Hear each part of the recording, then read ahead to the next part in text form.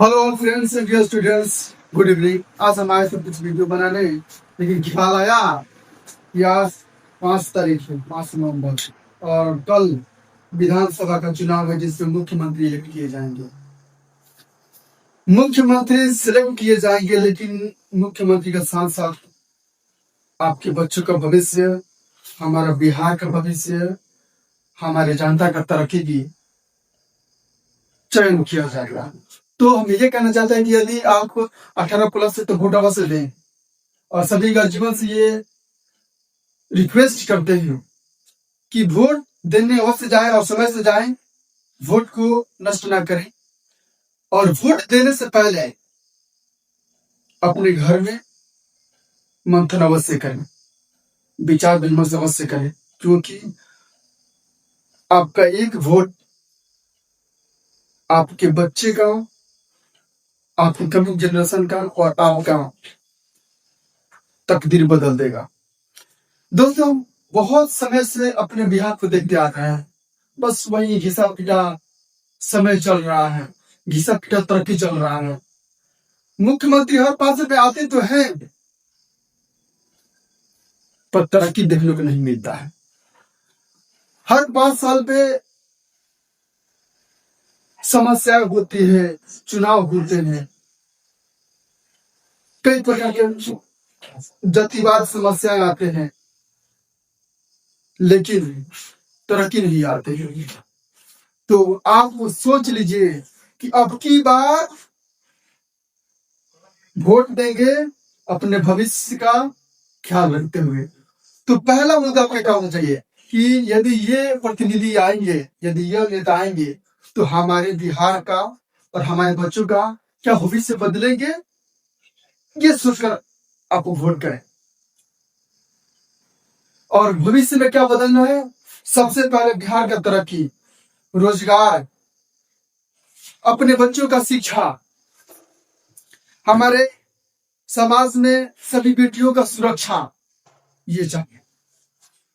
Next point है हमारा लालच। डियर स्टूडेंट्स, हमारे समाज में कुछ भाई ऐसे हैं जो कुछ चंद रुपयों पे अपना वोट बेच देते हैं, और वोट बेचने का मतलब होता है अपना ईमान बेच देना। क्योंकि आप एक सिर्फ वोट नहीं दे रहे हैं, आप वोट के साथ साथ अपने बच्चों का भविष्य भी दे रहे हैं, दाव पे लगा रहे हैं। देखिए, अपने बच्चों को स्कूल भेजने से पहले आप सोचते हैं कि वो स्कूल किसी मुसलमान भाई का है, किसी हिंदू भाई का है, या किस प्रकार का है। सिर्फ आप वहां पे व्यवस्था देखते हैं, टीचर देखते हैं, क्वालिफिकेशन देखते हैं और अपने बच्चे को भेज देते हैं। तो फिर वोटिंग कर रहे हैं जब आप जाल भर को क्यों देखते हैं? यही तो हमारे देश में सबसे हमारे स्टेट का सबसे बड़ा विडंबना है कि जहाँ पे हमारा पर्सनल बात आती है, वहां पे हम सब देखते हैं, और जहाँ पे वाकई हमको चुनना होता है, वहां पे जाति देखने लगते हैं, धर्म देखने लगते हैं। क्या जरूरत नहीं है? हम सभी गर्जियों से निवेदन करते हैं कि उसी प्रतिनिधि को चुने जो आपके बिहार को, हमारे समाज को, हमारे समाज में बेटियों को सब कुछ सुरक्षा प्रदान करे, रोजगार दे। थोड़ा कल्पना करिए कि अभी आप 5 किलो राशन से खुश हैं, इसीलिए तुम्हारा बिहार तरक्की नहीं कर रहा है, और भी वैसा राशन जो खाने योग्य नहीं है। यह एक सच्चाई है मित्रों कि जिस राशन को और जिस राशन पे हम खुश है ना, उस राशन को हम अपने मन को तोड़ कर खाते हैं। कभी भी आपका अंतरात्मा ये इजाजत नहीं देता किसी तरह से चावल खाए, जो कि क्या करें, गरीबी का मारा हुआ इंसान उसी पर खुश रहता है, क्योंकि उसके पास सोचने का क्षमता नहीं है। आप सोचो, आप सरकार बदलो, यदि आप वाकई तरक्की चाहते हैं तो हर 5 साल सरकार बदल दो, और अगर नहीं बदलते हैं तो वैसा प्रतिनिधि को चुनो जो हमारा भविष्य को संवार देगा। यही तो है लोकतंत्र। Whatever we are is the result of what we have thought. If a man speaks or acts with an evil thought, then follows him. यदि हम गलत सोचते हैं, गलत संगत में रहते हैं, तो हमें गलत ही फल मिलेंगे। ध्यान रखिए, यदि तालाब में जो पानी होता है ना, तो पानी का एक बूंद यदि कमल के पत्ते पर पड़ता है तो वो पानी चमकने लगता है, और यदि उस तालाब में हम रहते हैं तो उसी तरह भाई। तो हमें वैसा इंसान को, वैसा प्रतिनिधि को इलेक्ट करना है, चुनना है, जो हमारे बिहार को बाकी राज्यों की तुलना में बेहतर करे या उसके बराबर करे। तो पहले तो ये जानिए। दूसरा बात है लालच। लालच में नहीं करना है दोस्तों को। यदि कोई पैसा दे रहा है और दबाव देकर पैसा दे रहा है तो उसे ले लो, पॉकेट गर्म करो, लेकिन मन को ठंडा रखो। मन को ठंडा रखना, बस सोच रहे कि किसको देना है। अपने बात, अपने मन की बात किसी और अपोजिट मैन से मत बताओ। पैसा दे रहा है, दे लो, स्वीकार कर लो, लेकिन वोट वही दे रहा है जहां पे हमारा भविष्य है।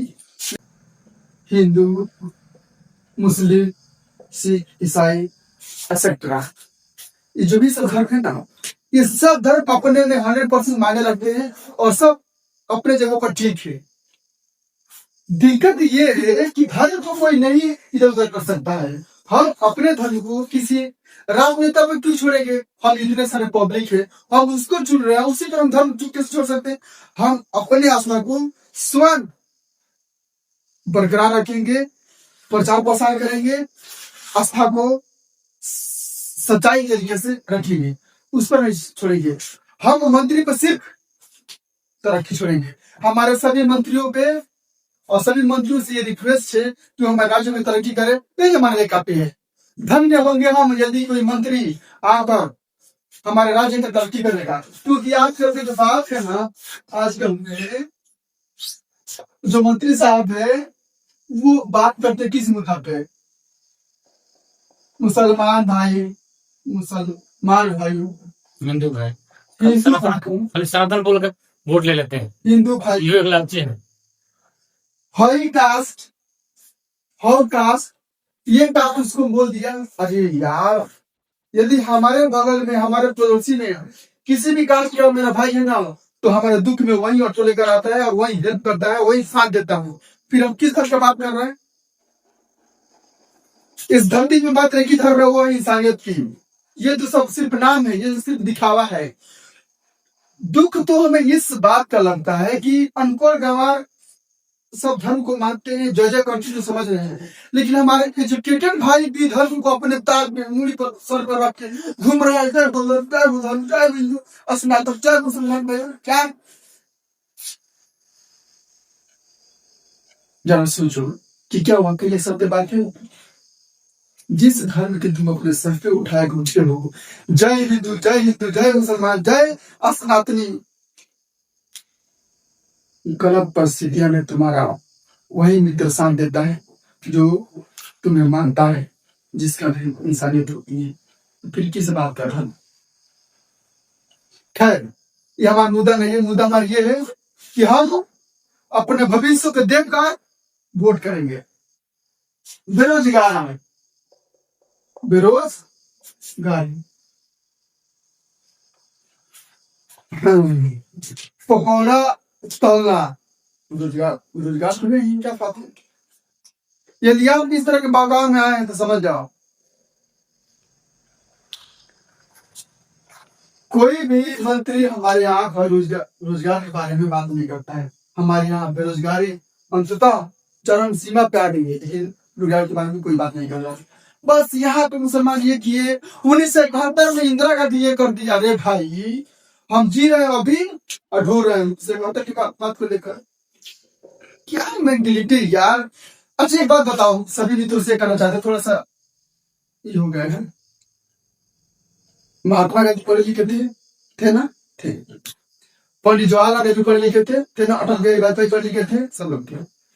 डॉक्टर भीमराव अम्बेडकर पढ़े लिखे थे, भगत सिंह पढ़े लिखे थे, हमारे सभी क्रांतिकारी जो हमारे देश को आजाद कराना, सब लोग पढ़े लिखे थे। तो फिर हम अनपढ़ गंवार चपाट को मंत्री को क्यों इलेक्ट कर रहे हैं? इतनी सी बात समझ नहीं आ रही। हमारे कास्ट का है, वोट पूछो। अरे भाई, सिर्फ अपना तरीके समझ रहा है। जो पढ़ा लिखा नहीं है, जिसको बोलना नहीं आता, वो क्या बोलेगा? दो चीजों बोलेगा, जय हो हिंदू, जय हो मुस्लिम, जय हो बाबा, हर हर महादेव। देखो अब से मुझे जब भी समस्या आती है हम बोलते हैं हर हर महादेव और ये हमारी समस्या बोल जाता है। देखिए मैं किसी भगवान पर टिप्पणी नहीं कर रहा हूँ, मैं उस पदों की टिप्पणी कर रहा हूँ जो सच्चाई को ढक लिया है। वाकई जो सच्चाई है ना वो ये है कि शिक्षा से और मेहनत करने से बेरोजगारी हटेगा, समस्याएं हटेंगे, न कि आस्था को मानने से। हमारा आस्था है लोग मान रहे हैं, ठीक है, लेकिन आई नीड डेवलपमेंट। फैक्ट्री है बिहार में, सभी नेताओं से नहीं करें कि यदि हम वोट दे रहे हैं अब की बार आपको, सुन लीजिए निवेदन करेगा कि यदि हम आप वोट दे रहे हैं तो आप हमारे समाज में हमारे स्टेट में बेरोजगारी को दूर करेंगे, फैक्ट्री वगैरह लगाएंगे। ये हम आपसे उम्मीद कर रहे हैं। यदि आप ऐसा नहीं किए फिर अगले 5 साल पे हम सभी जनता को हटा देंगे।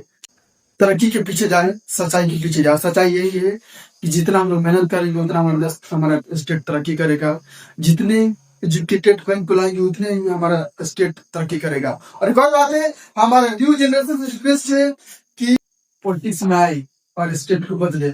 जैसे हमारे एक भाई है जयराम महतो या कुछ तरह के जो विधायक है, शायद विधायक ही, हमें उनका फसल बहुत अच्छा लगा। सभी युवा से रिक्वेस्ट है कि आप पॉलिटिक्स में आए, हमारे देश को बदले, कास्ट को हटाए। चलिए चलते हैं, धन्यवाद।